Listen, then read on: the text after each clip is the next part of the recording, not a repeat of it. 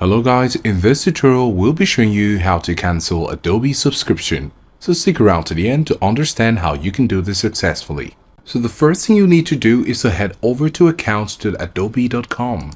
Make sure you log in, and when you log into your account, you can come over here under plans and payments. It's a drop down, so you're going to click on it, and then you're going to select plans. Now right here under plans, you're going to select manage plan. So when you click on the manage plan button, you have two available actions. You have the option to find a better plan, and you also have the option to end your service. You can go ahead and click on cancel your plan, and this will start the cancellation process of your Adobe subscription. Now, if you'd like to avoid the cancellation fee, you have to go ahead and accept one of the alternate plans.